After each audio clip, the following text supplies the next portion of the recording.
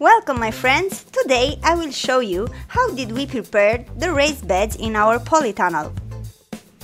Our channel is Weekend Gardeners and you can take into consideration subscribing to our channel because we have a lot to show you, from how to install dripping system with automatic programming to the evolution of autumn cucumber crop.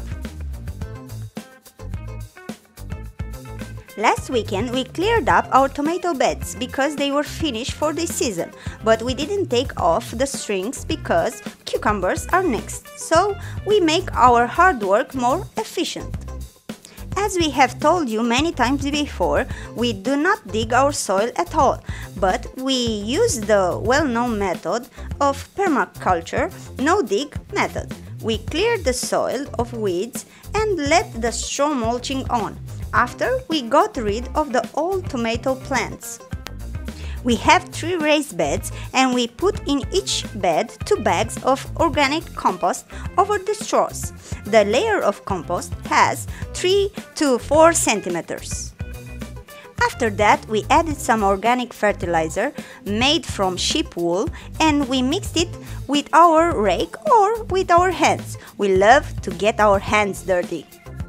There's no need to dig the soil and disturb all the microorganisms inside it, and we also can prevent sowing the withe seeds. As you can see, the beds are ready for the next crop, autumn cucumbers.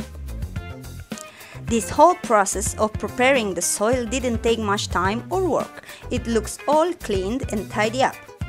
And we've managed to enhance the already existing soil by adding the compost over the straw mulch, and that will help with loosening up the soil and keeping the humidity in the soil for a long time. If you are curious what happens next, please hit the subscribe button below and notification bell, and if you like our video, don't forget to give us a thumbs up and share it so that more people can see it. Thank you very much for watching. Until next time, we send you all the love in the world.